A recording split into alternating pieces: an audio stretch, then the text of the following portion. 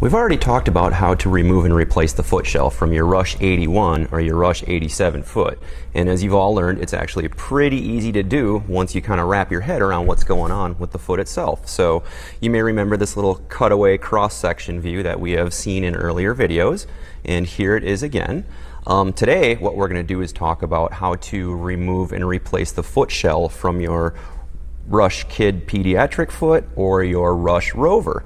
Now those are two very new feet in the Rush lineup, and they're catching fire, and we're getting more and more reports from the field about people happy about the foot and loving the performance, but there's still a little confusion on an easy way to remove and then replace the foot shell.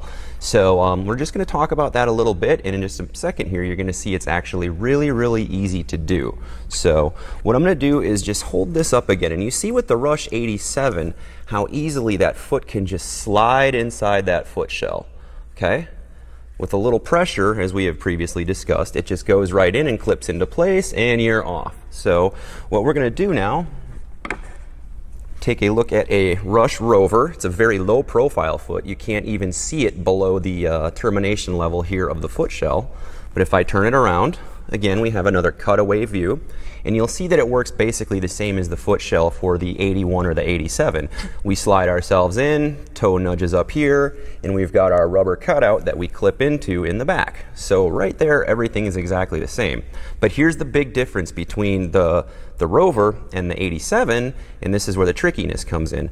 You'll see the mounting bracket here. The pyramid adapter is attached to this mounting bracket that kind of sort of extends forward. And here on the 87, you'll see we don't have that same design. So the difference here is that we just need to basically find a way to get the foot shell clear of that mounting bracket. And a lot of people kind of struggle with that, but I'm going to show you a really easy way to get this foot shell back on, and it won't be a problem ever again. So zoom in and stick with me here. I'm going to bring the camera in a little closer. So here we are taking a little closer look at the foot with the shell still on. And it's really simple to remove this, just like with the Rush 81 or the 87. I'm going to hook two fingers in this back area here, and I'm going to pull away and down. And then this lip right here is going to disengage.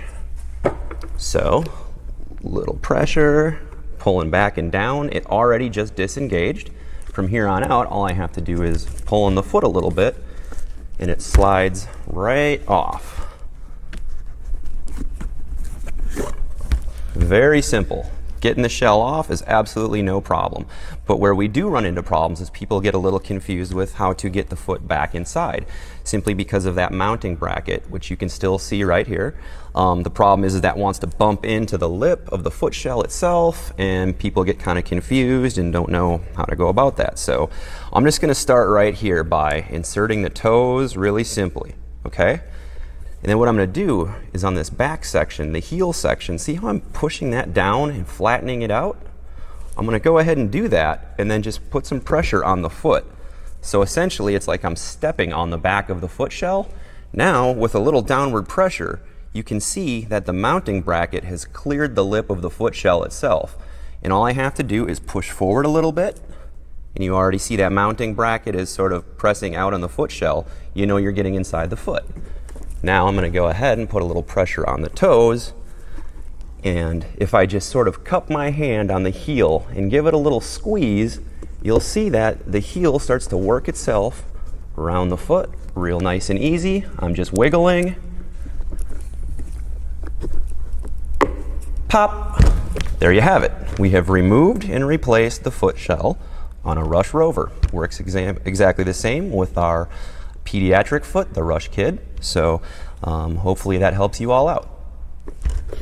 So there you have it. We've shown you how to easily take your foot shell off of your Rush Rover or pediatric Rush Kid foot, and we've shown you how to easily replace it with just a few simple steps. So hopefully from here on out, this will be smooth sailing for everybody out there, and thanks a lot for tuning in. Rush Life.